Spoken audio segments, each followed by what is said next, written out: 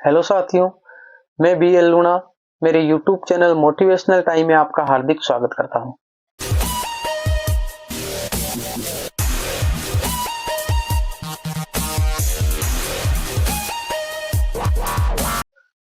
आज हम इस वीडियो में बात करेंगे कि बीएड करने के बाद में आगे क्या किया जाए। यानी एक बीएड करने के बाद में स्टूडेंट एक द्वंद की स्थिति में आ जाता है, क्योंकि जिस स्टेप पे वो होता है, यानी एक बीए और बीएड, इसके बीच में जो 2 साल का जो फर्क है, यानी बीए तक क्या होता है कि वो कुछ भी जैसे छोटे मोटे एग्जाम आते हैं उसमें वो अप्लाई कर सकता है। दूसरी बात है, उसके पास में एक मास्टर डिग्री नहीं होती है, तो उसमें वो कॉन्फिडेंस नहीं आता है कि यार मैं एक मास्टर हूं या मेरे पास एक डिग्री है।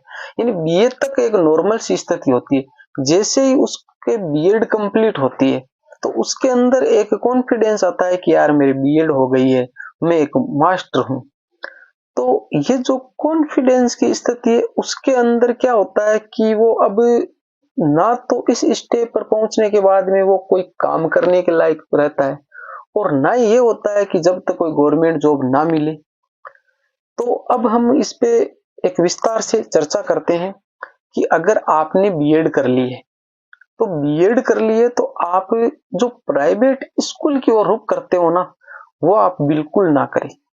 यानी अगर आपने बीएड कर लिए और बीएड आपने इसलिए की है कि मैं एक गवर्नमेंट जॉब लगूं, और गवर्नमेंट जॉब कौन सी, कि मैं एक टीचर बनूं, क्योंकि आपने जो मास्टर डिग्री ली है बीएड, तो वो एक टीचर के लिए अनिवार्य है। तो आपने बीएड की है और टीचर बनने के लिए ही की है। भाई ऐसे तो आप बीए तक सीमित थे, बीएड करने का मतलब ये है कि आपके मन में है कि मैं टीचर बनूं। तो अगर टीचर बनना है तो आप प्राइवेट स्कूल की ओर ना जाकर आप उसी टाइम से, यानी बीएड के साथ साथ ही आप अच्छे से तैयारी में लग जाइए। उसके जस्ट बाद में कोई भी वैकेंसी, या साल 2 साल बाद में जब भी वैकेंसी आई, तो वो पहले ही चांस में आप उसको क्वालिफाई कर जाओ। एक तो ये तरीका है। भाई बीएड आपने कर लिए तो आप उसमें लगे रहो। अब आप ये सोचते हो कि भाई अभी हमारी बीएड कंप्लीट हो गई या अभी चल रही है, मैं कोई प्राइवेट स्कूल पकड़ लूं, वहां पढ़ाता रहूंगा और मैं पढ़ाते पढ़ाते आगे कर लूंगा। तो वो आपकी एक गलत फहमी है। आप ये सोचते हो कि मैं वहां पढ़ाऊंगा तो मेरी जो सब्जेक्ट है वो मजबूत हो जाएगी। आज का टाइम ये है कि एक सब्जेक्ट को मजबूत करने से आप वहां तक नहीं पहुंच सकते।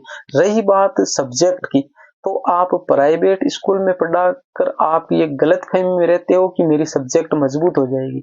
वहां जैसे मान लिया कि मैं जैसे हिंदी का स्टूडेंट, तो हिंदी के बारे में बताऊं, तो आप वहां पर जैसे व्याकरण है वो पढ़ा रहे हो, तो व्याकरण के कुछ सीमित टॉपिक होते, पूरे टॉपिक नहीं होते जो आपके एग्जाम में आते हैं। पहली बात तो वो टॉपिक छूट जाती। इसके अलावा भी जैसे शिक्षण विधियां हो गई, मनोविज्ञान हो गया, जीके हो गया, बहुत सारे टॉपिक ऐसे बचते हैं, तो वो आपके वीक रह जाते प्राइवेट स्कूल में जाने से। तो वहां पर आपके ये गलत फहमी है ना, वो आप दिमाग से निकाल दे कि भाई मैं प्राइवेट स्कूल में पढ़ाकर मैं मेरी सब्जेक्ट है उसको मजबूत कर लूंगा। वहां आप टाइम जो है वो खराब करते हो। वो टाइम खराब होने से आपके जो अदर सब्जेक्ट है वो कमजोर रहते हैं, क्योंकि आजकल 2 पार्ट बना दिए गए हैं, एक जीके वाला और हिंदी वाला। अभी मैं बात करूं तो मैंने फर्स्ट ग्रेड का एग्जाम दिया और मेरे हिंदी में 83% नंबर थे, फिर भी मेरा फर्स्ट ग्रेड में नंबर नहीं आया। इसकी वजह यही थी कि मेरी जो जीके वाला पेपर है उसके अंदर एक क्वेश्चन कम रह गया था। यानी 40% जो अनिवार्य कर रखे, उस 40% का जो क्वालिफाई मार्क्स थे वो मेरे नहीं आए। तो सब्जेक्ट स्ट्रॉन्ग थी फिर भी वो नहीं आई, तो इसका मतलब है कि मैं फर्स्ट ग्रेड नहीं बन पाया। तो आप भी पहले तो ये गलतफहमी निकाल दे कि आप, हाँ, अगर आपकी परिस्थितियां सकारात्मक है कि भाई आप है ना आराम से बैठ के तैयारी कर सकते हो, भाई साल 2 साल 5 साल, तो मेरा यही मानना है कि आप बीएड करने के तुरंत बाद या बीएड के साथ में ही अच्छे से तैयारी में लग जाए। यानी वो जो आप चॉइस कर रहे हो कि मैं एक प्राइवेट स्कूल में पढ़ाने के लिए चला जाऊं, वो मेरे हिसाब से गलत है। फिर आपका विचार है, आप क्या करना चाहते हो, अपने आप दिल से पूछिए कि भाई आपका दिल क्या कह रहा है, उसके हिसाब से करिए। दूसरी बात है, अगर आपकी परिस्थितियां सकारात्मक नहीं है और आपको कुछ करना जरूरी है कि भाई अगर नहीं करेंगे तो वो खर्चा कहां से आएगा। भाई बैठे बैठे हम नहीं पढ़ सकते पूरे दिन, हम पार्ट टाइम के हिसाब से भाई 2 4 5 घंटे ही पढ़ेंगे, बाकी हम काम करेंगे। तो उस हिसाब से भी आप प्राइवेट स्कूल को महत्व मत दीजिए। आप साइड में कुछ भी कर सकते हो। किसी की दुकान में जैसे आप गए, वहां आप जैसे 2 घंटा 3 घंटे के लिए पार्ट टाइम जॉब कर सकते हो। अगर आप सिटी में हो तो सिटी में बहुत सारे ऐसे आपको काम मिल जाएंगे आपकी रुचि के हिसाब से, कि आपकी रुचि किसमें, उसके हिसाब से आप थोड़ा बहुत काम कीजिए और उसके साथ में पढ़ाई कीजिए। तो बीएड करके आप दिमाग में ये वायरस ना लाए कि भाई मैं तो अब बीएड कर लिए और बीएड करने के बाद मैं मास्टर ही हो गया हूं और मैं ओनली फॉर सिर्फ और सिर्फ प्राइवेट स्कूल में ही पढ़ा सकता हूं, उसके अलावा कुछ नहीं कर सकता। तो आप, मेरा जहां तक मानना है, आप प्राइवेट स्कूल को स्किप करिए और साइड में जो भी कोई अलग काम हो जिसमें आपकी रुचि हो, उसके हिसाब से आप कोई भी काम कर सकते हो। जरूरी नहीं है कि भाई कौन सा काम करें। तो आप दूसरा काम करिए, उसके साथ में आप अच्छे से पढ़ाई करिए। और जहां तक आपकी परिस्थिति सकारात्मक है तो मेरा कहना यही है कि आप सारे काम को एक बार छोड़ के पूरी तरीके से जितना हो सके उतना टाइम पढ़ाई को दीजिए।